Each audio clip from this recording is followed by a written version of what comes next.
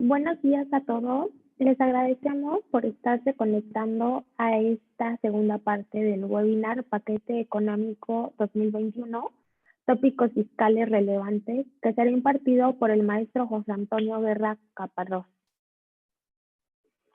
Bueno, a nombre del Grupo CEIACHE queremos darle la bienvenida y un agradecimiento al maestro José Antonio. Él es licenciado en Derecho, egresado del ITAM, es maestro en Derecho Fiscal por la Universidad de Durango, Campus Aguascalientes, en donde actualmente cursa sus estudios de doctorado en Derecho Fiscal. Fue funcionario de la Suprema Corte de Justicia de la Nación, donde prestó sus servicios en la ponencia del ministro José Ramón Cosío Díaz. Actualmente es socio de la firma AUNE. Bienvenido, maestro. Les doy la palabra y un gusto poder contar con la presencia de todos ustedes. Perfecto, muchas gracias. Bueno, pues para continuar, me voy a permitir compartir mi pantalla. Sí se escucha bien, ¿verdad? Sí. Perfecto, y nada más si me pueden confirmar si la pantalla ya se observa. Así es, maestro. Perfecto, muchas gracias. Bien, pues en relación con lo que bien comentabas hace unos momentos, esta charla, digamos, esta segunda oportunidad que tenemos de estar juntos, pues es una especie de continuación, pero más allá de una especie de continuación es un momento para precisar algunos puntos ya más específicos respecto de todo este tema de la reforma. Adicionalmente, inclusive, y me voy a permitir avanzar un poco, este es el temario que consideraría que podríamos tocar el día de hoy. Los puntos más trascendentales, digamos, que podemos ver de cada una de las disposiciones normativas que van a cambiar para el ejercicio fiscal 2020 y en adelante. Y pues, adicionalmente también quisiéramos tocar algunos puntos en relación con lo que hace un par de semanas ha comenzado a rondar en todo el tema laboral y fiscal, y específicamente la trascendencia que esto va a llegar a tener en la parte fiscal, que se refiere a todo lo que va a cambiar para el tema de las reformas, de la subcontratación laboral, todo el tema del outsourcing. Entonces, bueno, pues vamos a iniciar con, digamos, todos los cambios, los más trascendentales que a mi juicio se pueden considerar para 2021 y en adelante, y al final tocaremos algo de estos puntos de la reforma de subcontratación laboral. Digamos, no está dentro del paquete económico de 2021, sin embargo, me parece que es muy importante que totalmente al cobrar relación en torno al aspecto fiscal, pues lo podamos también mencionar como unos últimos puntos este tema de la reforma a la subcontratación laboral. Pues bien, el paquete económico, permítame nada más, voy a mover aquí unas cuestiones del Zoom. Okay. Bueno, por aquí hay una situación que no me deja mover, pero ya voy a continuar. Bien, pues bueno, lo que les comentaba respecto del paquete económico de 2021, vemos algunos movimientos, obviamente, bueno, sabemos, como lo habíamos comentado hace un par de semanas que tuvimos oportunidad de estar juntos, algunos de ustedes ya pude compartirles todas estas situaciones, fue un poco con un poco de más prisa porque teníamos que abarcar, digamos, todos los puntos de este paquete económico y específicamente de la reforma fiscal. Algunos de ustedes no han tenido oportunidad de visualizar con nosotros todas estas cuestiones que veríamos el día de hoy, pero entonces se repetirán algunas situaciones. Sin embargo, podremos entrar a mayor detalle en relación con algunos de los puntos específicos. En especial, esta cuestión, las variables de la economía que se van a presentar o que se proponen para a partir del próximo año, 2021, pues bueno, en principio se sostiene que va a haber un crecimiento real del 4.6%. Se menciona que se prevé un decrecimiento del 8%, pues por todo lo que ocurrió, por todo el tema de la pandemia en este ejercicio 2020, en este año 2020, y pues bueno, se vislumbra que esto crecerá en un 4.6% en el año 2021. Otro factor importante, por ejemplo, es el tema de la inflación. Será menor a la de este año, será del 3.4%, y el tipo de cambio pues vemos que inclusive en estos días disminuyó de manera importante el tipo de cambio, llegó hasta los 19 pesos, pero se prevé un estimado en el año 2021 de 21.9 pesos por el dólar, ¿no? Esto digamos que es en el aspecto macroeconómico. En la Ley de Ingresos de la Federación, de ahí nos importa observar dos cuestiones trascendentales. Uno, en relación con el tema de lo que se prevé recaudar específicamente en el tema de las contribuciones y en el tema de los aprovechamientos. Vemos cómo en la Ley de Ingresos de la Federación de 2019 teníamos entre contribuciones y aprovechamientos, que recordemos que los aprovechamientos pues también son todas aquellas, digamos, cobros que en su carácter de derecho público puede ingresar el Estado, supongamos alguna multa no fiscal, alguna determinación de algún adeudo de naturaleza no tributaria, ahí podemos englobar todo este tema de las contribuciones y los aprovechamientos, específicamente esto último que dije, en los aprovechamientos. Y entonces contribuciones más aprovechamientos, en 2019 veíamos que eran 3.768 millones, en 2020 se previeron 4.035 millones y en 2021 se prevé que inclusive se tenga una mayor recaudación de 3.957 millones en contribuciones y en un total, considerando aprovechamientos, ojo porque ahí pues hay un incremento importante en el tema de los aprovechamientos, puede existir ante esa situación mucha mayor fiscalización por parte no solo de autoridades fiscales en la parte de las contribuciones, sino de autoridades no fiscales en la parte de los aprovechamientos. Vemos un incremento bastante fuerte, dando un total de 4.109 millones de pesos,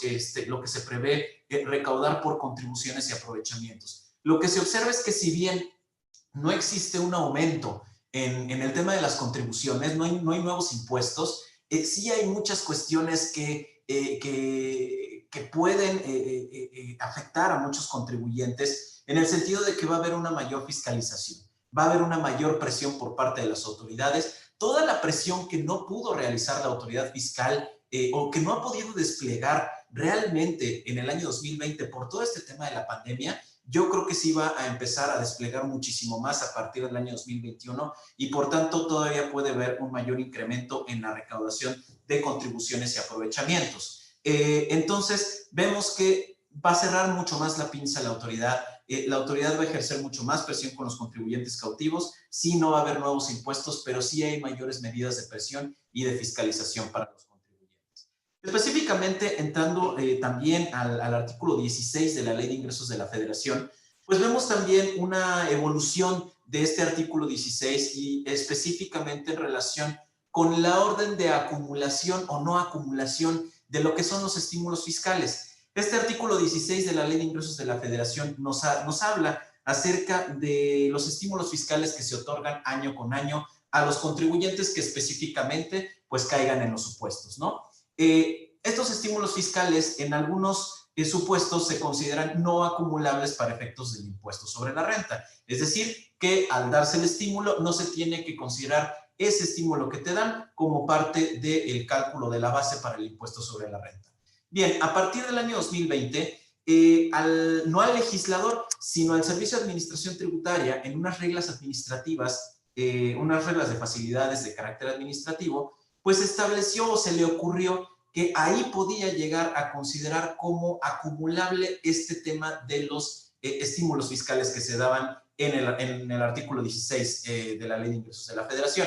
Y específicamente hablando del estímulo fiscal relacionado con el tema del IEPS que se genera por la adquisición del diésel para ciertos sectores productivos, transportistas, transporte público de personal, fletes, todo ese tipo de transportación e inclusive también para aquel sector primario que llega a utilizar el tema del diésel para sus actividades. Bueno, pues en este tema específico, en este estímulo fiscal en específico, vemos una evolución en 2019-2020, en donde en 2019, como les digo, se señala en estas reglas de carácter administrativo, en estas facilidades administrativas, se señala la obligación a los contribuyentes de acumular el estímulo en materia del impuesto sobre la renta.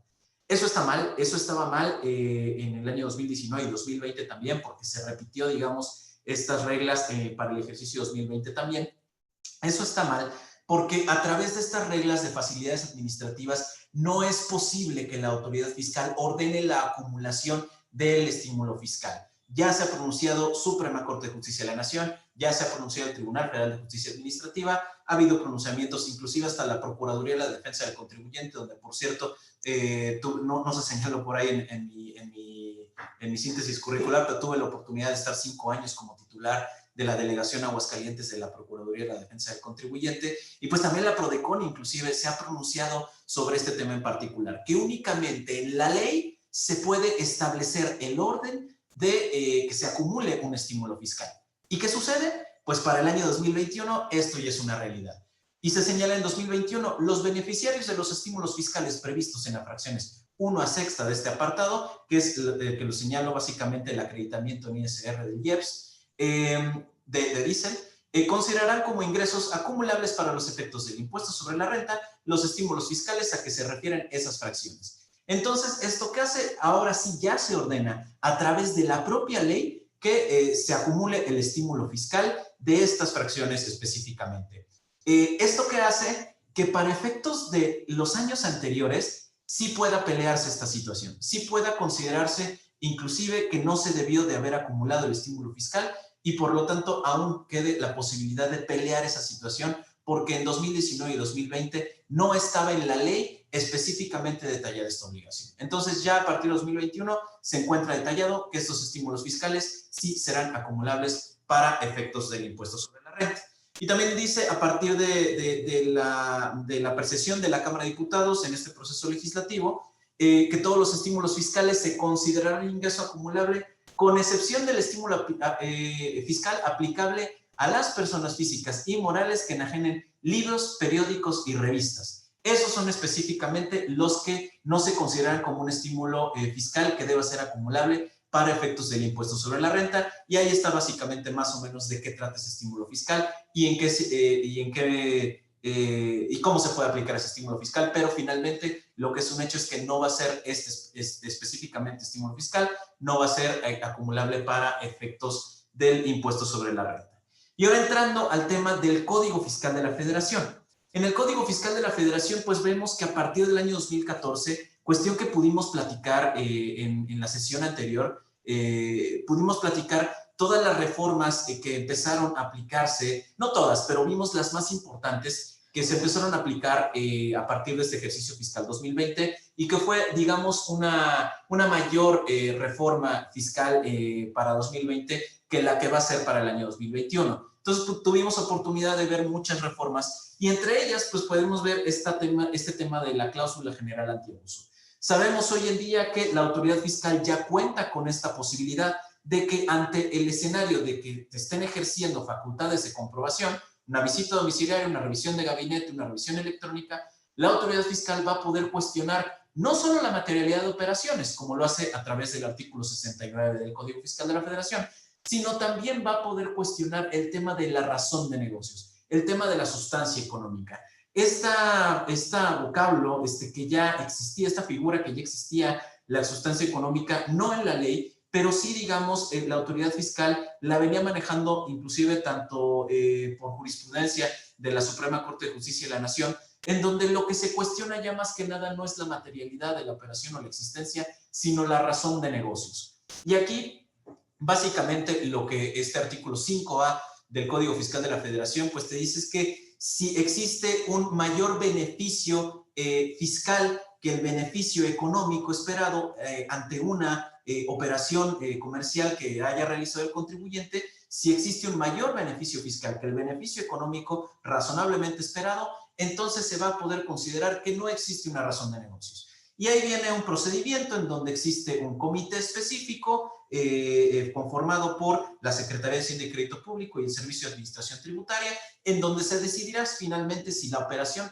tiene o no sustancia económica, es decir, si tiene o no razón de negocios la operación del contribuyente. El punto aquí esencial es que para el año 2020 existe entonces esta cláusula general antiabuso en el artículo 5A del Código Fiscal de la Federación, Y al final de esta cláusula general antiabuso, de este artículo, se señalaba claramente que los efectos fiscales generados en términos de ese artículo en ningún caso generarían consecuencias en materia penal. Lo que se interpretaba de eso es que, oye, a ver, si tú me estás cuestionando la razón de negocios de mi operación, entonces esto no es un tema de evasión fiscal, probablemente es un tema de elusión fiscal, sí, pero no un tema de evasión fiscal que pudiera detonar un tema de defraudación fiscal y por lo tanto un tema penal. Sin embargo, se cierra esta situación y a partir del ejercicio 2021 se cambia esto y quedará de esta manera el artículo 5A del Código Fiscal de la Federación. Específicamente señalará que los efectos que las autoridades fiscales otorguen a los actos jurídicos de los contribuyentes con motivo de la aplicación del presente artículo se limitarán, a la determinación de contribuciones, accesorios y multas, desde luego, sin perjuicio, esto es lo que cambia, sin perjuicio de las investigaciones y la responsabilidad penal que pudieran originarse con relación a la comisión de los delitos previstos en este código. Esto quiere decir que para la autoridad fiscal, un tema de ausencia de razón de negocios, que a su juicio puede llegar a ser un tema simplemente de interpretación de la ley, pues puede llegar a un tema de defraudación fiscal y por lo tanto un tema penal. Esto pues es importante porque inclusive para mí el tema de razón de negocios ni siquiera debería de llevar a un tema de generación de recargos. ¿Por qué? Porque realmente es un tema de interpretación de si hiciste o no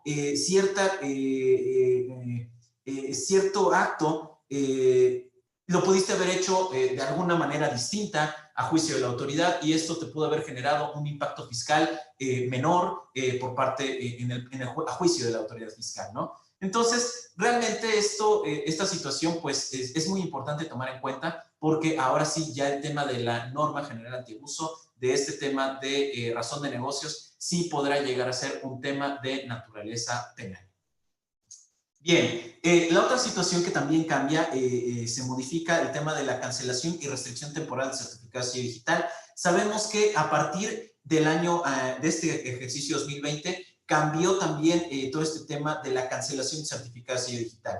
Antes se cancelaba directamente el certificado de sello digital y el contribuyente que caía en los supuestos de cancelación del artículo 17H en ese entonces, es decir, 2019 hacia atrás, 17H fracción décima, si se caía en los supuestos de cancelación de certificado de sello digital, únicamente contabas con 3 días para meter tu caso de declaración y la autoridad fiscal, en esos 3 días, perdón, tú contabas con un tiempo para meter tu caso de declaración y la autoridad fiscal, perdón, tenía 3 días para contestar tu caso de declaración. Aquí ya cambia la situación porque a partir del año 2020 estamos hablando de una restricción temporal del certificado de sello digital. Es decir, la autoridad fiscal observa que tú caes en alguno de los supuestos del artículo 17H bis del Código Fiscal de la Federación y a partir de ese momento tú tú cuentas hoy en día con cualquier momento para poder meter un caso de aclaración y de aquí a ese momento en que tú metes tu caso de aclaración estarás con tu certificado de sello digital temporalmente suspendido. Metes tu caso de aclaración y en ese momento la autoridad fiscal al día siguiente tiene que permitirte el uso del certificado de sello digital con independencia de lo que tú hayas metido en tu caso de aclaración. La autoridad fiscal ahí contará con 10 días para, podrán ser más días dependiendo si hay algunos requerimientos, algunas prórrogas, etcétera, pero en términos generales contará la autoridad con 10 días para resolver ese tema de la aclaración de tu caso de aclaración, pues, de la cancelación de certificado de sello digital. Hasta ese momento, la autoridad, una vez que resuelva, ahora sí restringirá definitivamente o no el certificado de sello digital del contribuyente. Entonces, hoy en día hablamos de una restricción temporal. ¿Qué cambia para el año 2021? Para efectos de los EFOS específicamente, que es la fracción cuarta del artículo 17H bis, o sea, si tú eres un EFOS, ya no va a haber un tema de restricción temporal, es decir, no vas a poder aclarar y que la autoridad fiscal te permita durante 10 días, generalmente, el uso de tu certificado de sello digital y hasta que resuelva la autoridad fiscal. No va a pasar eso, sino que va a cancelar directamente el certificado de sello digital del EFOS y ya el EFOS meterá su caso de aclaración en donde la autoridad tendrá 10 días para resolver, pero con el certificado de sello digital cancelado. No es el procedimiento del artículo 17H bis, sino el procedimiento del artículo 17H. Entonces, para los EFOS y también para aquellos que transmitan pérdidas fiscales indebidamente, aquellos que se encuentran ubicados en el artículo 69b bis del Código Fiscal de la Federación, bueno, no les aplicará entonces la restricción temporal del uso del certificado de sello digital, sino la cancelación inmediata del certificado de sello digital. Se amplía entonces, como les comentaba, también este plazo de 3 a 10 días para que la autoridad emita una respuesta en el procedimiento del artículo 17H del Código Fiscal de la Federación, y también se modifica el artículo 17H bis para establecer un límite de 40 días hábiles para que tú puedas ingresar a presentar un caso de aclaración.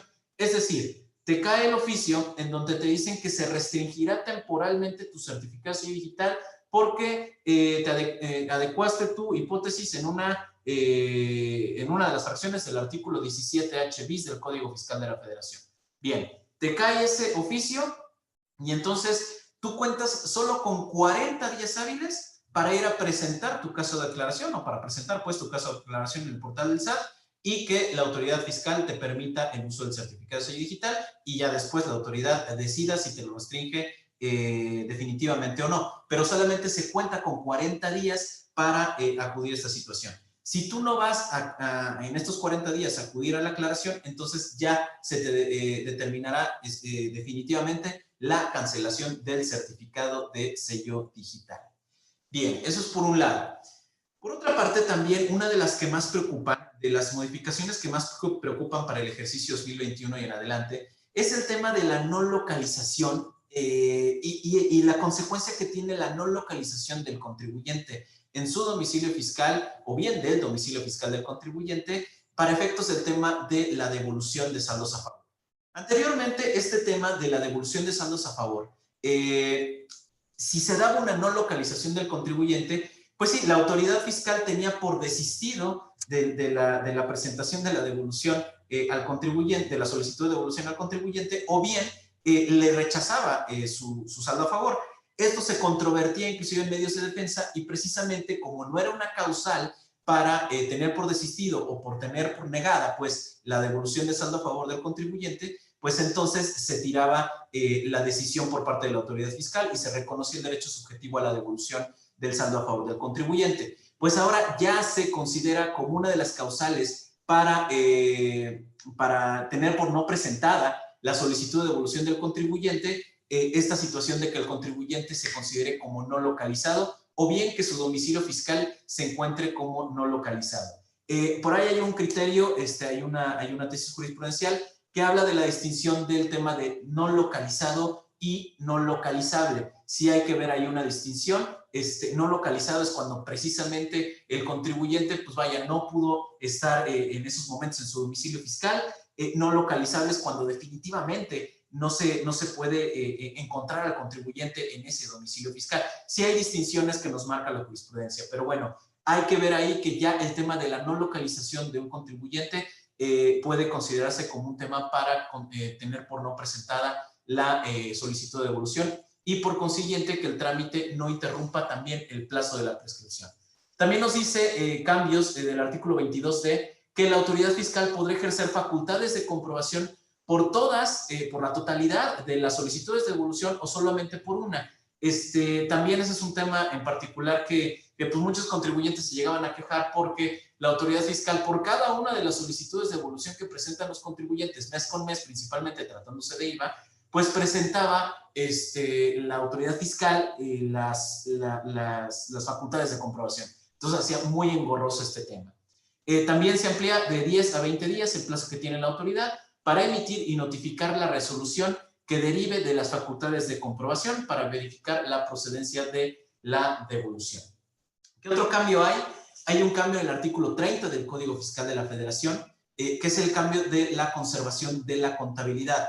Se adicionan más supuestos para que el contribuyente conserve contabilidad y estos son específicamente aquella información y documentación para acreditar aumentos o disminuciones de capital social, así como distribución de dividendos o utilidades. Y también de toda aquella información relacionada con la disminución de pérdidas de ejercicios anteriores. Es decir, si tú te llevaste, sabemos que tenemos 10 años para hacer la disminución de pérdidas de ejercicios anteriores y tú te la estás llevando hasta estos momentos, pérdidas de ejercicios anteriores, inclusive a 5 años más atrás, entonces tú de todas maneras tienes que conservar esa información sobre la cual se detone la pérdida que se haya detonado en algún ejercicio, que inclusive vaya antes de los 5 años que se tenían generalmente para la conserva de la contabilidad.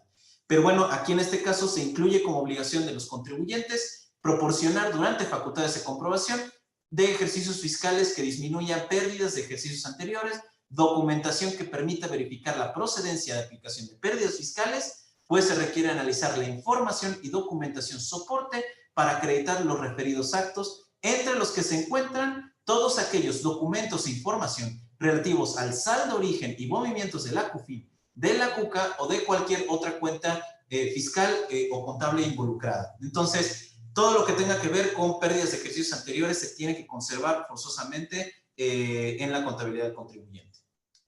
¿Qué otra situación cambia? Dentro de las actividades que tiene la autoridad para mejorar sus facultades de comprobación o de gestión, se podría decir también, sabemos que vaya, la autoridad fiscal pues tiene todo este tema de las cartas de invitación, todo este tema de las citas que realiza a los contribuyentes al famoso cuartito oscuro, para mencionarles cuáles son las observaciones que tiene la autoridad fiscal, cuáles son los pecados que aparentemente está teniendo el contribuyente. Pero bueno, se adiciona otra situación más que la autoridad fiscal puede realizar para supuesta mejora de las facultades que tiene. Se adiciona el inciso I en el artículo 33 del Código Fiscal de la Federación, el cual faculta a la autoridad, chéquense, para proporcionar asistencia a los contribuyentes, está bien, pero darles también a conocer en forma periódica márgenes de utilidad, conceptos deducibles o tasas efectivas del impuesto sobre la renta por la realización de sus actividades con base en el sector económico o industrial al que pertenecen, con la finalidad de medir riesgos impositivos. Entonces, además de que pueden enviar cartas de invitación por depósitos en efectivo, cartas de invitación en tema de caídas recaudatorias, etcétera, también puede enviar cartas en donde la autoridad fiscal pues determine cuál es básicamente el margen de utilidad que tiene en relación un contribuyente con la industria en la que se encuentra. Entonces, si tienes un margen de utilidad del 5% a juicio de la autoridad fiscal, pues te va a mandar ese margen de utilidad y más o menos va a esperar la autoridad fiscal que tú, que en tus declaraciones finalmente pues señales este tipo de utilidad, ¿no? Entonces, básicamente la autoridad fiscal pues va a empezar a vulnerar un poco el principio de autodeterminación de las contribuciones que nos marca el artículo 6 del Código Fiscal de la Federación, y pues considerará que tiene cierto margen de utilidad y que debes de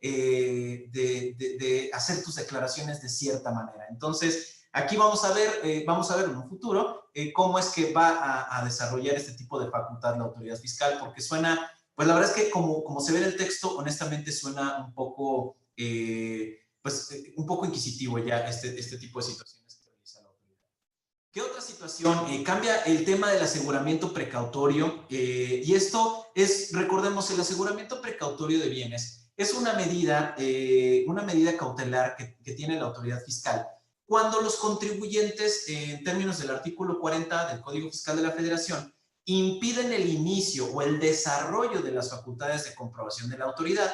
Lo primero que puede hacer la autoridad es acudir al uso de la fuerza pública, después puede imponer ciertas multas, y después, ahora sí ya viene un tema de aseguramiento precautorio de los bienes. Pero recordemos, esto es cuando el contribuyente o los representantes legales del mismo, o bien terceros relacionados con impidan el desarrollo de las facultades de comprobación. Así se encuentra, impidan el desarrollo de las facultades de comprobación o el inicio de las mismas. Así se encuentra en el artículo 40 del Código Fiscal de la Federación. Sin embargo, hoy en día ya se ajustó un tema. En principio, se modifica la fracción tercera del artículo 40 del Código Fiscal de la Federación, que nos habla específicamente del aseguramiento precautorio, para incluir que son sujetos de estas medidas de apremio los terceros relacionados con los contribuyentes y o responsables solidarios. Es decir, antes sí se podía considerar el tema de la fuerza pública y de las multas, tanto para el contribuyente porque así venía el primer párrafo del artículo 40 del Código Fiscal de la Federación, para el contribuyente, para el responsable solidario y para el representante legal también y para los terceros relacionados con el contribuyente.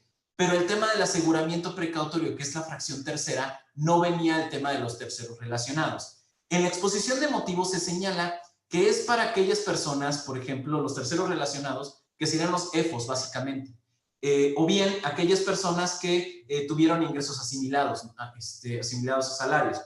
Esas personas, digamos, esos son los terceros relacionados a los cuales va enfocada esta reforma en específico. Sin embargo, lo que se puede observar es que derivado de la redacción que queda, pues realmente puede ser cualquier tercero, ¿no?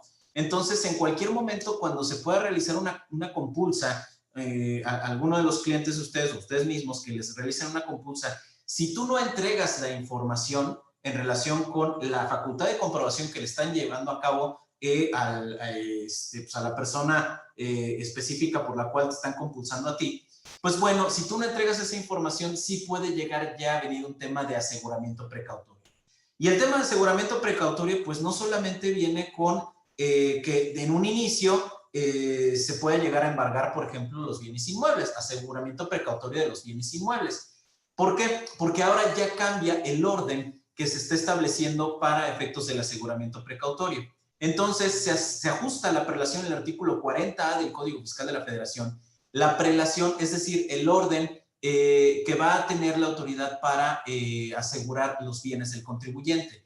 Antes, en un primer lugar, estaban los bienes inmuebles y venían dinero, metales, cupones vencidos, metales preciosos, perdón, bienes muebles, etcétera. Y ya posteriormente venían las cuentas bancarias de los contribuyentes. Hoy en día, no hoy en día, más bien a partir de 2021, serán entonces los depósitos bancarios los primeros que se van a mencionar en el tema del artículo 40A del Código Fiscal de la Federación como el primero en orden para el aseguramiento precautorio de bienes, ¿ok? Entonces cambia esa situación, se ajusta la prelación, señala en primer lugar los depósitos bancarios, ya después vienen cuentas por cobrar, acciones, bonos, cupones vencidos, dinero y metales preciosos, y se cambia porque hasta ese momento entonces vienen los bienes inmuebles y entonces en el orden se cambian depósitos bancarios por bienes inmuebles. Entonces primero se van a congelar las cuentas bancarias de los contribuyentes ante un tema de aseguramiento precautorio de bienes. Adicionalmente cambia que cuando sean sancionados en 2 o más ocasiones con la multa del artículo 85, fracción primera del Código Fiscal de la Federación, los contribuyentes, derivado de que no proporcionen la información que les está requiriendo la autoridad fiscal en el ejercicio de facultades de comprobación, pues bueno, cuando sean sancionados por 2 veces, también podrá venir directamente el aseguramiento precautorio de bienes. Entonces, si tú como contribuyente te están ejerciendo facultades de comprobación, te requieren cierta documentación, no la proporcionas, te viene la primera multa. Te requieren otra vez la documentación y no la proporcionas, viene la segunda multa. Ahí, a partir de ese momento, ya la autoridad fiscal, a partir de 2021, va a poder considerar que ya es una hipótesis para el aseguramiento precautorio de las cuentas bancarias del contribuyente directito. Entonces, hay que tener mucho cuidado también con el desarrollo de las facultades de comprobación de la autoridad fiscal. Bien, otro cambio que ya no va a ser, más bien una modificación que ya no pasó, por eso inclusive a propósito está tachado todo, es precisamente el Big Brother fiscal, ¿no? En las visitas domiciliarias. Esto tuvo muchísimo ruido en las semanas anteriores, a partir del 8 de septiembre, de la iniciativa que propuso el Ejecutivo Federal, pues bueno, tuvo mucho ruido de que se proponía que los visitadores en las visitas domiciliarias pues pudieran utilizar herramientas tecnológicas para allegarse de información. Básicamente podían tomar fotografías, videos, ahí se tenía dudas si también entraba el audio, pero se podían tomar fotografías, videos del domicilio fiscal del contribuyente auditado, y esto pues para efectos básicamente de que el contribuyente después no saliera con que no tenía bienes activos en el eventual determinación de un crédito fiscal y su pretendido cobro por parte de la autoridad. Pero bueno, esto se acabó, esto en la Cámara de Senadores se tiró, se eliminó totalmente, y hoy en día ya no existirá este tema de que los visitadores entren con cámaras fotográficas o cámaras de video. Entonces, básicamente se acabó esta situación. Se adicionaba inclusive que para recabar las imágenes el material tenía que ser parte del Servicio de Administración Tributaria, parte del gobierno, y no un teléfono o un dispositivo móvil propiedad de el auditor del Servicio de Administración Tributaria. Entonces, pues bueno, básicamente esto ya se eliminó por completo el 29 de octubre, pues en el proceso legislativo, pues la Cámara de Senadores ya eliminó esta situación por completo. Posteriormente, esto sí cambia, pues viene el tema de los acuerdos conclusivos. Recordemos que esta facultad de la Procuraduría y la Defensa del Contribuyente que tiene cuando los contribuyentes se encuentran en el ejercicio de facultades de comprobación de la autoridad. Cuando hay una visita domiciliaria, una revisión de gabinete, una revisión electrónica, el contribuyente está siendo auditado, pues. Cuando tiene las primeras observaciones por parte de la autoridad fiscal, pues bueno, el contribuyente puede acudir al acuerdo conclusivo ante la PRODECON. Antes se podía acudir al acuerdo conclusivo hasta hoy en día, todo en 2020, se puede acudir al acuerdo conclusivo hasta antes de la emisión del crédito fiscal, hasta antes de la notificación del crédito fiscal. Si te notifican el crédito fiscal, ya no puedes acudir al acuerdo conclusivo. Esto todavía está vigente. Sin embargo, para ejercicio 2021 y en adelante, pues sí mermaron mucho esta facultad que tiene la Procuraduría y la Defensa del Contribuyente, porque únicamente se va a poder presentar un acuerdo conclusivo desde el inicio de las facultades de comprobación y hasta 15 días, bueno, eso lo decía la Cámara de Diputados, más bien queda en 20 días, según lo señala ahí en la Cámara de Senadores, es hasta 20 días posteriores al levantamiento del acta final o de la notificación del oficio de observaciones o de la resolución provisional, tratándose de las revisiones electrónicas. Entonces, solamente el contribuyente tiene 20 días después del acta final o oficio de observaciones o resolución provisional para presentar su acuerdo conclusivo, la solicitud del acuerdo conclusivo. No la va a poder presentar hasta todo el plazo de la liquidación, hasta antes de la notificación de la liquidación. Además, ya se establecen específicamente, se acotan cuáles son los supuestos por los cuales no procede la solicitud de adopción de un acuerdo conclusivo. Bueno, en principio las facultades de comprobación que ejerce la autoridad para verificar la procedencia de una solicitud de devolución, ahí no se va a poder presentar acuerdo conclusivo porque básicamente ahí no se trata de la emisión de un crédito fiscal, sino que es únicamente para verificar la procedencia o no de una solicitud de devolución. Bien, eso por un lado. Otro, facultades de comprobación a través de compulsas a terceros, esa tampoco va a poder ser. Cumplimentación a resoluciones o sentencias. Estaba bien porque cuando el contribuyente tenía una resolución o sentencia para efectos de que la autoridad volviera a emitir otra, en ese momento el contribuyente podía presentar una solicitud de acuerdo conclusivo y si bien no suspendía los 4 meses que se tienen para cumplimentar la sentencia, sí se pactaba con la autoridad que el contribuyente regularizara su situación fiscal y obtuviera el beneficio de la condonación del 100% de las multas. Entonces, ante cumplimientos de sentencias o resoluciones, sí se podía presentar el acuerdo conclusivo. Ya no se va a poder hacer así. A partir de 2021, se considera que tampoco va a poderse hacer de esta manera el tema de lo del acuerdo conclusivo. ¿Qué otro? Cuando haya transcurrido el plazo de 20 días, que como ya vimos, tampoco va a poder presentarse el acuerdo conclusivo, el plazo de los 20 días del acta final o la notificación al oficio de observaciones o la resolución provisional.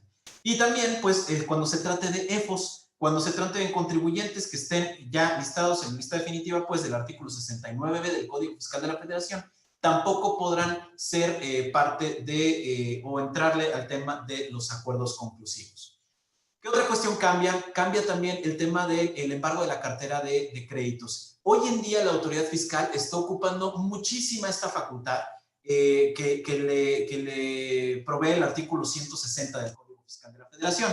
Cuando a los contribuyentes que le adeudan, más bien a las personas que le adeudan a los contribuyentes que ya traen un crédito fiscal firme y que ya puede la autoridad fiscal cobrarlo, pues bueno, van con los clientes de este contribuyente y pues le señalan, oye, pues si tú le debes algo a este contribuyente, pues no se lo pagues a este contribuyente, sino págamelo a mí, al Servicio de Administración Tributaria, y si se lo pagas a aquel contribuyente que tiene el adeudo, entonces pagarás doble al Servicio de Administración Tributaria. Bueno, hoy en día lo que va a cambiar es que adicionalmente a ese apercibimiento del pago doble, si se le paga al contribuyente en lugar de al Servicio de Administración Tributaria, pues va a venir una multa si no se informa la relación contractual que se tenía con ese contribuyente. Entonces, si yo le debo a un contribuyente que ya tiene un crédito fiscal firme y no le pago a la autoridad fiscal directamente a requerimiento de la autoridad fiscal, entonces voy a pagar doble, y adicionalmente, si no le informo acerca de la relación contractual que tenía con el contribuyente, entonces también va a haber una multa. Probablemente por ahí haya temas tal vez de non bis in idem, pudiera ser, habrá que ver bien cuál es específicamente la conducta que va a sancionar la autoridad fiscal, pero finalmente pues vemos que ya hay dos consecuencias específicamente tratándose de contribuyentes que le deben a otros contribuyentes que le deben a la autoridad fiscal. Entonces habrá que tener mucho cuidado con este tema del embargo de créditos. ¿Qué pasa en relación con la ley del impuesto sobre la renta? Vamos a entrarnos en la ley del impuesto sobre la renta y vámonos, porque pues el tiempo se nos empieza a agotar esta hora. La verdad es que sí es poco para inclusive abundar con las cuestiones más importantes de los cambios que van a haber para el ejercicio fiscal 2021 y en adelante. Principalmente los cambios de la ley del impuesto sobre la renta se refieren a las donatarias autorizadas por un lado y a un tope de los asimilados a salarios por otro. ¿Qué pasa con las donatarias autorizadas? Bueno, se amplía un poco más, digamos, el catálogo de aquellos contribuyentes que requieren contar con una autorización para recibir donativos deducibles, y pues bueno, se establecen ahí la investigación científico-tecnológica, el otorgamiento de las becas, la investigación o preservación de la flora, fauna, control de la contaminación del agua y la prevención de esta, reproducción de especies en protección y peligro de extinción, etcétera, ¿no? Entonces digo, las que más pudieran estar familiarizados los contribuyentes o ustedes, pues son los que otorguen becas, básicamente, ¿no? Que son las escuelas. Pues bueno, van a tener que contar ya con esta autorización, y se especifica también que las donatarias autorizadas, para amparar sus gastos, sí tendrán que contar con un CFDI. Si no cuentan con un CFDI para amparar sus gastos, no obstante, desde luego, pues se encuentran como personas morales no contribuyentes, conforme al título 3 de la Ley de Impuesto sobre la Renta, pues bueno, de todas maneras tienen que pedir su CFDI para amparar sus gastos, y si no, la operación correspondiente inclusive se podrá llegar a considerar como un remanente distribuible. Entonces, ahí hay que tener cuidado con este tema de las donatarias autorizadas. Lo que cambia, que también es muy importante, es que aquellas donatarias que obtengan más del 50% de sus ingresos de actividades distintas a su objeto, y es decir, de actividades distintas a aquellas por las cuales les dieron la autorización, perderán la autorización. Y si pierden la autorización, entonces el destino de las donatarias deberán de aportarlo a otra donataria.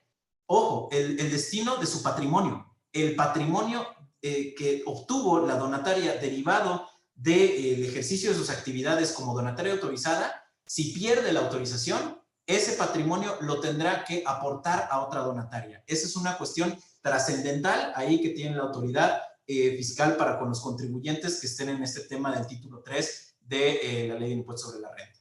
¿Cuáles son las causas para la revocación o la pérdida de autorización para ser donataria autorizada? Destinar su activo a fines distintos del objeto social por el cual se obtuvo la autorización, no expedir el CFDI por los donativos recibidos, expedir un CFDI de donativos deducibles para amparar cualquier otra operación distinta a una donación. Inclusive ahí ya te estarías considerando como un EFOS. Ser EFOS, y cuando obviamente lo que se señala arriba, que más del 50% de los ingresos del ejercicio fiscal provengan de actividades distintas al objeto social por los cuales fueron autorizados. Bien, ¿qué otro cambio para la Ley de Impuesto sobre la Renta? El artículo 94 de la Ley de Impuesto sobre la Renta se modifica para establecer que, tratándose de personas físicas con ingresos asimilados a salarios superiores a 75 millones de pesos, estas tendrán que tributar conforme al capítulo de actividad empresarial y servicios profesionales. sea, ya no podrán ser asimilados a salarios, sino que tributarán como actividades empresarial y servicios profesionales, es decir, por honorarios. Entonces, se topa a 75 millones de pesos. Realmente, pues es un tope bastante alto todavía para ese tema de los asimilados a salarios. Ingresos mediante plataformas electrónicas también cambia. Recordemos que a partir del ejercicio 2020, pues bueno, ya no pueden ser, por ejemplo, parte del régimen de incorporación fiscal todos aquellos contribuyentes que para la obtención de sus ingresos tengan que utilizar las plataformas electrónicas. Entonces, pues todos estos contribuyentes, Uber, Cabify, Rappi, Uber Eats, Airbnb, pues ya les van a retener, ¿no? Estas empresas tienen que hacer la retención a estos contribuyentes específicamente y pues recordemos, ya no pueden ser parte del régimen de incorporación fiscal. Pero bueno, ¿cómo venía la retención? Por ejemplo, se modificaba la tasa de retención. Por ejemplo, la Cámara de Diputados ya acordó, pues, y esto ya se modificó en la Cámara de Senadores, que en lugar de la retención que iba del 2 al 8%, se retuviera únicamente el 2.8%. O sea, ya no una especie de tarifa progresiva, sino más bien ya una tasa específica del 2.8%. Servicios de hospedaje, se establecería un 5% en lugar del 2 al 10% que venía en la ley de impuesto sobre la renta.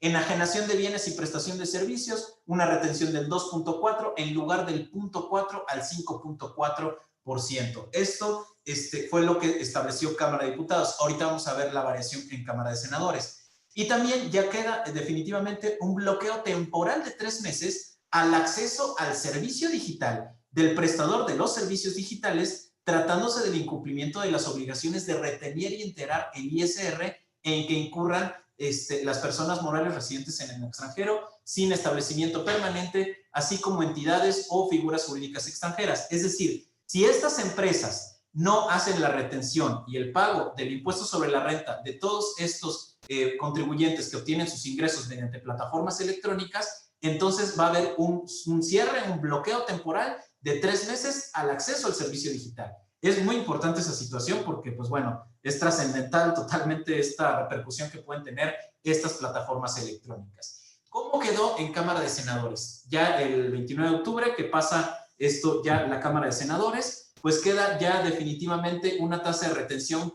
ya no del 2.8 que propuso Cámara de Diputados, sino del 2.1, ya no un 5% en servicios de hospedaje, sino un 4%, y del 2.4 al 1% queda definitivamente en la enajenación de bienes y prestación de servicios. Vámonos con el tema de la ley del impuesto al valor agregado. En la ley de impuesto al valor agregado se deroga una exclusión que se plasmaba en el artículo 18b de la ley del impuesto al valor agregado y en la fracción segunda. La exclusión era no considerar un servicio digital de intermediación la enajenación de bienes muebles usados. Entonces, en 2021, la enajenación de bienes muebles usados deberán pagar el impuesto que corresponda. Entonces, pues bueno, no se tenía esta situación, estaban excluidos y bueno, dicen, no, ¿sabes qué? Se me estaba escapando o esta exclusión no nos pareció finalmente, entonces la enajenación de bienes muebles usados también entrará dentro del artículo 18b de la ley de impuesto al valor agregado y por lo tanto también deberán de pagar el impuesto correspondiente.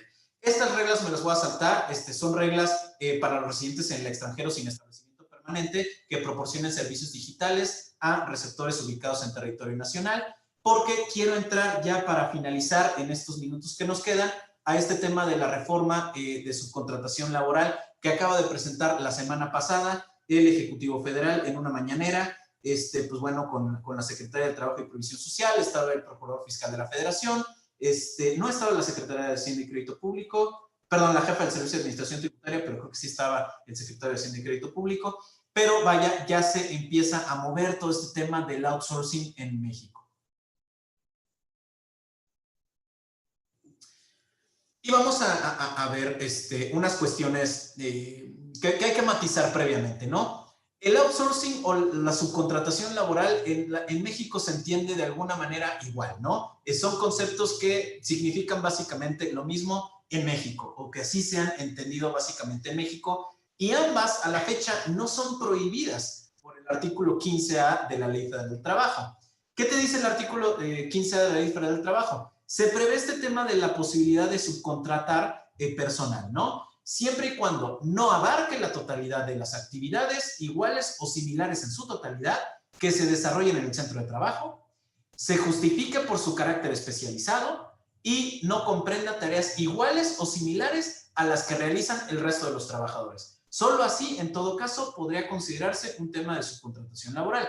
Entonces, en 2020 sí pueden formar parte inclusive del proceso o ciclo productivo o de comercialización. Vemos un ejemplo. En Amazon, por ejemplo, la subcontratación laboral pues sería la limpieza, ¿no? O sea, subcontratar personal para que vayan y limpien las oficinas. No es parte del proceso productivo. Pero si un outsourcing, por ejemplo, o sea, la distinción es el outsourcing, en donde se entrega un paquete, sería un transporte, y únicamente se contrata personal para la entrega del transporte, ¿ok? Para la entrega del paquete, perdón, que sería el transporte. Sí es parte de tu proceso productivo, sí es un tema especializado, digamos, pero que, y tal vez no comprenda tareas iguales o similares a las que realizan el resto de tus trabajadores, ¿ok? Pero sí, digamos, forma parte de tu proceso productivo. Digamos que esta es la distinción entre lo que se puede entender como subcontratación laboral, que no sea parte de tu proceso productivo, y el outsourcing, en donde sí es parte de tu proceso productivo. Pero finalmente, si cumples con lo que se establece en el artículo 15A de la Ley Federal de Trabajo, pues sí se podrá llevar a cabo este tipo de prestación de servicios de subcontratación de personal. ¿Qué sucede? Se corta esto a rajatabla, se considera que por algunos que utilizaron mal todo este tema del outsourcing, de la subcontratación laboral, pues bueno, se tiene que cortar toda esta situación y se propone eliminar totalmente la subcontratación del personal, la cual se define como aquella donde una persona física o moral proporciona o pone a disposición trabajadores propios en beneficio de otra. Y bien, y dice también que no se considera subcontratación de personal la prestación de servicios especializados u obras especializadas que no formen parte del objeto social ni de la actividad económica. Esto es importantísimo porque esta es la parte en donde entonces sí se podrá hacer una contratación de ciertos servicios especializados u obras especializadas en donde me otorguen personal para llevarlas a cabo. Serán servicios especializados u obras especializadas y eso no se considerará subcontratación de personal. Y dice, en este tipo de servicios se formalizará con la celebración de un contrato en donde se indique el objeto de los servicios a proporcionar o las obras a ejecutar y el número de trabajadores que participen. Dice también, las personas físicas o morales que proporcionen estos servicios especializados deberán de contar con una autorización de la Secretaría del Trabajo y Previsión Social. Y para obtener esta autorización, tienes que acreditar tu carácter de especializado y estar al corriente de tus obligaciones laborales, fiscales y de seguridad social. Entonces, aquí sí tendrás que acreditar tu carácter de especializado. Señalaba, por ejemplo, en el caso de un hotel, por ejemplo, puedes tú llegar a subcontratar, es que no es subcontratación, ya no se va a llamar así, a contratar el servicio especializado u obra especializada de aquel personal que pueda arreglar todo el tema de los elevadores, ¿no? Supongamos en el caso de un hotel. Pero pues no vas a poder subcontratar ahora sí personal para que lleven a cabo las actividades que forman parte del objeto social de tus actividades, básicamente, ¿no? Habrá esta autorización para que te dé la Secretaría de Trabajo y Previsión Social, se va a tener que renovar por cada 3 años y podrá ser revocada por la Secretaría de Trabajo y Previsión Social cuando las prestadoras del servicio no cumplan con los requisitos. Va a haber un padrón de prestadoras de servicios especializados que será público y va a estar disponible en Internet y la Secretaría del Trabajo y Previsión Social contará con 4 meses para expedir las disposiciones de carácter general para determinar los procedimientos relativos a la autorización. Y una vez que se publiquen estas reglas, las prestadoras de servicios contarán con 6 meses para contar con esta autorización. También se habla acerca de un intermediario, que es básicamente aquel que recluta, ¿no? El reclutador. Dice, el intermediario, la ley lo define actualmente como aquel que contrata o interviene en la contratación de personal para que presten servicios a otra. Este tema de contratar se va a eliminar y en la propuesta se plantea suprimir este vocablo y se adiciona que los servicios que presta un intermediario puede incluir reclutamiento, selección, entrenamiento, capacitación, entre otros. Y también precisa que en ningún caso al intermediario se le considerará como patrón, ya que el carácter lo va a tener quien se beneficie de los servicios del trabajador que fue reclutado. Entonces, también ahí es ese cambio, ¿no? Se propone también que para que surte efectos una sustitución patronal, también se deben transmitir los bienes objetos de la empresa o establecimiento al patrón sustituto. O sea, es con todo y todo, no solamente los trabajadores. Y las sanciones podrán ir de 173,760 pesos a los 4,344,000 pesos por a quien infrinja la prohibición de utilizar la subcontratación de personal. Voy a saltar un poquito lo que es la Ley del Seguro Social para entrar al Código Fiscal de la Federación, en donde se definirá ya específicamente en el Código Fiscal de la Federación la figura de la subcontratación de personal y va a estar apegado un poco a la Ley Federal del Trabajo. En esta definición también se van a establecer los supuestos en los que no se darán efectos fiscales a la deducción o acreditamiento a operaciones que utilicen la subcontratación de personal. También se señala en el artículo 26 del Código Fiscal de la Federación que para garantizar que las contribuciones retenidas a los trabajadores se enteren al fisco, se propone incorporar un supuesto de responsabilidad solidaria para el contratante de los servicios. Entonces hay que tener muchísimo cuidado en esta cuestión porque si tú contratas el servicio, inclusive el servicio especializado, así se entiende, y no se retienen y se enteran los impuestos de los trabajadores, entonces tú como contratante del servicio también podrás llegar a tener un tema de responsabilidad solidaria en términos del artículo 26. Hay que tener mucho cuidado también con esa situación.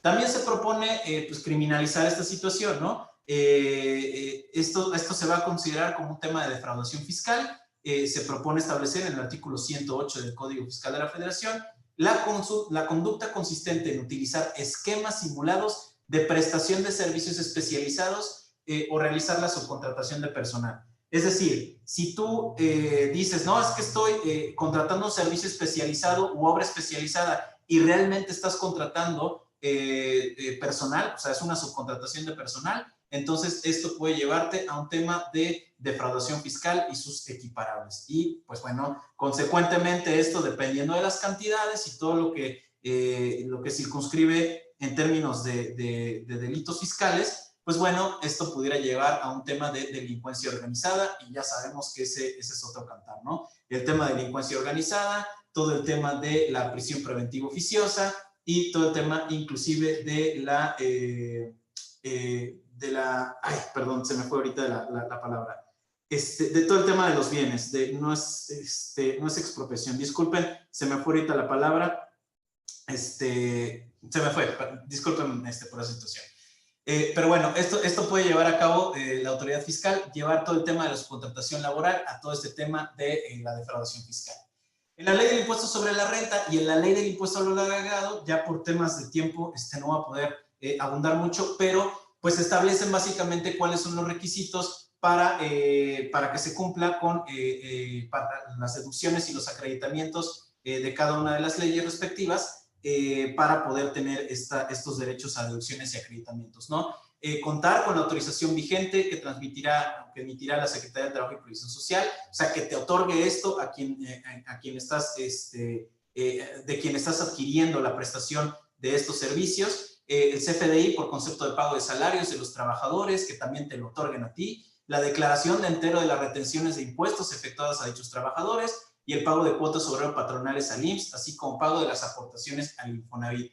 Entonces, a quien contratemos nosotros para este tema de las obras especializadas o servicios especializados, pues nos deberán de proporcionar esta información. Igual en la ley del impuesto al valor agregado se señala que nos deberán de presentar esta información. La palabra que se me fue, disculpen, era el tema de la extinción de dominio, ¿ok? Entonces, todo este tema de subcontratación de personal o simulación de contratación de servicios especializados, podrá llevar a cabo la autoridad fiscal una determinación de simulación y por lo tanto una determinación de defraudación fiscal, lo cual puede llevar a un tema de delincuencia organizada y a un tema inclusive de extinción de dominio, ¿ok?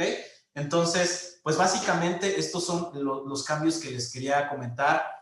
Otra vez nos ganó un poco el tiempo, por eso fue un poco rápido toda la explicación de todos los cambios más trascendentales, porque hay muchos más cambios que se van dando, pero estos digamos que son los cambios más trascendentales en la ley de impuesto sobre la renta, ley de impuesto al valor agregado, ley de ingresos de la federación, específicamente todos los que vimos del Código Fiscal de la Federación, y sí quería tocar con ustedes un poco todos estos cambios que van a haber en cuanto al tema de subcontratación laboral, todo este tema del outsourcing que en las últimas 2 semanas ha tenido mucho auge. Desde luego, cualquier duda, cualquier situación, pues quedo totalmente a la disposición de sus preguntas. Muchas gracias a todos. Reitero una disculpa por lo apresurado, pero como tenemos que acotarlo a 1 hora, pues así tenemos que hacerlo. Creo que pudimos platicar de todo lo que quería platicar con ustedes hoy, pero cualquier duda, desde luego, pues quedo ahí a la hora. Muchas gracias. Muchas gracias, maestro. Vamos a dar paso a unas cuantas preguntas de nuestra audiencia. Pedro Latorre le pregunta, ¿estos cambios ya están autorizados y publicados en el Diario Oficial de la Federación? Mira, Pedro, prácticamente autorizados, te puedo decir que sí, porque todo esto que te platiqué ya viene de la iniciativa que presentó el Ejecutivo Federal, ya viene de la discusión de Cámara de Diputados, ya viene de la discusión en Cámara de Senadores y básicamente todo lo que te dije ya va a entrar en vigor a partir del 1 de enero de 2021. Lo que sí es que todavía no están publicados en el Diario Oficial de la Federación. Van a entrar en vigor a partir del 1 de enero de 2021, pero desde luego como parte del proceso legislativo tienen que estar publicados en el Diario Oficial de la Federación. Gracias, maestro. Dulce pregunta, ¿sigue vigente la protección del patrimonio familiar? Entiendo que solo será aplicable si dicho patrimonio está registrado por jurisdicción voluntaria y autorizado por el juez. Sí, y esto seguramente lo preguntas en relación con todo el tema de las responsabilidades solidarias, todo el tema de que delincuencia organizada te puede llevar a una situación de ley de extinción de dominio, o bien de los embargos de bienes inmuebles, que en su momento, pues bueno, también el artículo 157 del Código Fiscal de la Federación, pues nos indica claramente en una de sus fracciones, ahorita honestamente no recuerdo cuál es, que el patrimonio de familia queda totalmente exceptuado del embargo. Entonces sí, como bien dices, Dulce, todavía sigue vigente la protección del patrimonio de familia. Digamos, es fácil meter los bienes en jurisdicción voluntaria precisamente para el patrimonio de familia. Lo que de repente es un poco complicado es que si se quieren vender los bienes, se saquen estos bienes del patrimonio de familia. Es un poquito más complicado, pero finalmente sí está vigente. El 157 del Código Fiscal de la Federación no ha cambiado para efecto de considerar que es un bien inembargable el patrimonio de familia y precisamente los bienes muebles o inmuebles, principalmente los inmuebles que se metan al patrimonio de familia, no los puede tocar la autoridad. Gracias. Y pregunta Daniel Aguilar, ¿dónde se establecen las sanciones para quienes no cumplan con inscribirse al padrón de la STPS para prestar servicios especializados? Mira, esto lo vamos a tener que ver justamente en toda la reforma que venga. Esto apenas fue la iniciativa y de hecho les comento, el día de hoy se pronunció en la mañanera el presidente de la República de que se iba como que a revisar de nueva cuenta.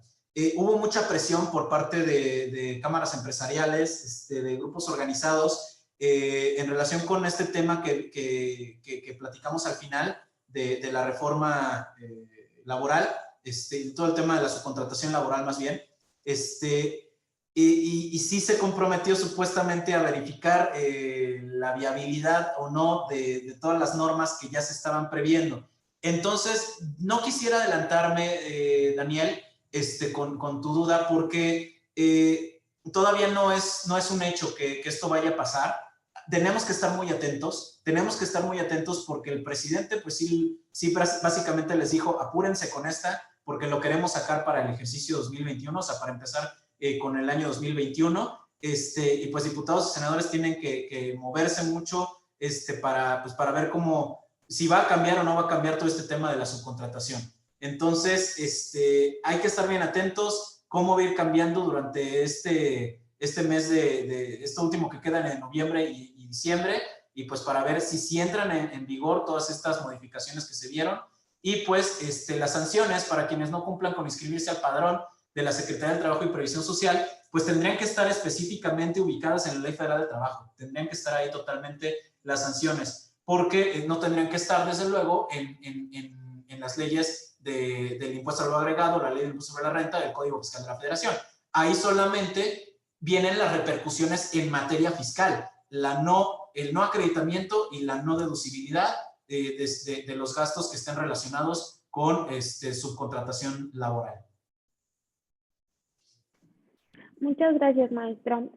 Para todos nuestros asistentes y para aquellos que nos están preguntando sobre el material, en breve estará disponible en nuestro canal de YouTube, así que lo podrán visualizar desde ahí. También los invitamos a visitar nuestra página www.gruposih.com y en la sección de blog también podrán encontrar los enlaces que los lleven a este video o a los webinars anteriores en nuestro canal de YouTube. Le agradecemos muchísimo, maestro, por esta sesión sumamente explicativa. También le comparto las felicitaciones de toda nuestra audiencia que nos están haciendo llegar sus mensajes por el chat. Y les agradecemos a todos. A nombre del Grupo CIH, una vez más, los invitamos a seguirnos en nuestras redes sociales y a seguir pendientes para próximos webinars sobre los temas más relevantes que nos acontecen. Muchísimas gracias y ha sido un gusto compartir con todos ustedes. Muchas gracias, hasta luego. Gracias a todos. Hasta luego.